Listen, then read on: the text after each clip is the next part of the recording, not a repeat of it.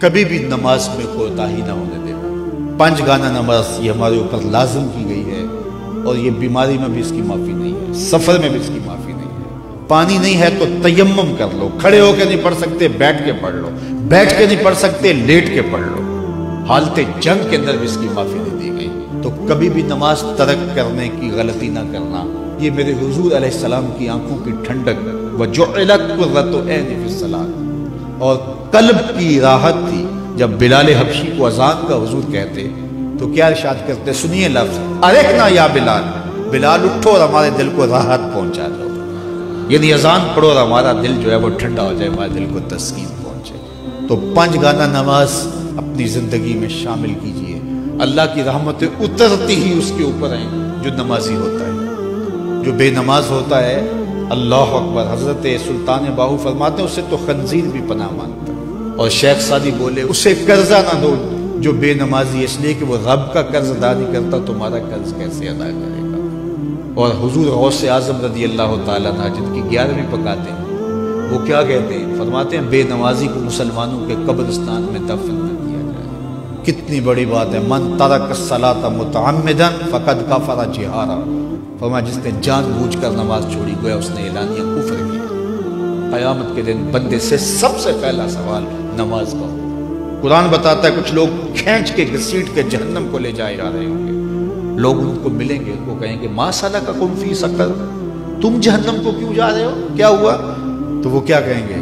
لم نک من المصلین، ہم نماز نہیں پڑھا کرتے تھے، اور بہت اچھے اعمال تھے لیکن نماز نہیں پڑھا کرتے تھے، آج جہنم میں جانے کا سبب یہ ہے۔ میں اللہ کی بارگاہ میں دعا بھی کرتا ہوں اور آپ سے اس عزم کے اظہار کی امید بھی رکھتا ہوں کہ آج کے اس اجتماع میں آپ عزم مصمم کریں کہ آج کے بعد نماز نہیں چھوڑیں گے۔ انشاءاللہ اتنے زور سے کہیں کہ شیطان کا کلیجہ پھٹ جائے۔ 5 گانا نماز شعار زندگی میں۔ مسجدیں بتائیں کہ ایک اجتماع ہوا تھا اسوہ رسول کے نام سے، اور یہ جو مسجدوں کی رونق بڑھ گئی ہے یہ اس اجتماع کا نتیجہ ہے۔ تو پھر یہ سامعین اور یہ منتظمین خوش ہو جائیں گے، اور یہ خبر میرے کانوں تک پہنچی تو مجھے بھی خوشی ہوگی، یار میں نے اور انہوں نے کیا خوش ہونے، آمنہ کے لال خوش ہو جائیں گے کہ ان لوگوں نے 5 گانا نماز شعار زندگی بنا لیا ہے۔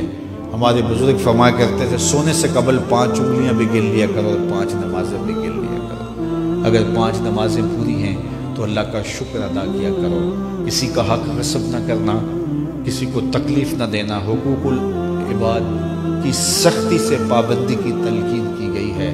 جس نے کسی کے صرف 3 پیسے مارے، 3 پیسے، قیامت کے دن اس کی 700 نمازیں جو جماعت کے ساتھ پڑھی لے لی جائیں گی۔ 700 نمازیں صرف ایک ٹگے کے عوض میں لے لی جائیں گی، 3 پیسوں کے عوض میں لے لی جائیں گی۔ تو اب مجھے بتائیے کہ اگر سویر سے لے کر ہم شام تک فراڈ کر رہے ہیں، دھوکہ کر رہے ہیں، لوگوں کے کلیجے چیر رہے ہیں، ہمارے جملوں کے نشتر لوگوں کے کلیجے پھاڑ رہے ہیں، تو پھر قیامت کے دن کس کس کا حساب دیں گے؟ کتنی کو نمازیں ہمارے پاس جو ہم دے کے جان چھڑائیں گے؟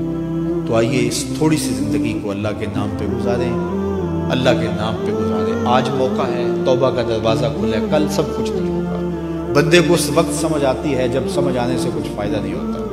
وہ قرآن بتاتا ہے کہ ظالم ہاتھ کاٹیں گے لیکن کوئی فائدہ نہیں ہوگا، اور وہ کہیں گے کہ یا لیتنی قدمت لحیاتی، کاش میں یہ زندگی آخرت والی زندگی کے لیے گزاری ہوتی، لیکن پھر کوئی فائدہ نہیں ہوگا۔ آج کا پچھتاوا کل کی بہتری کی ضمانت ہے۔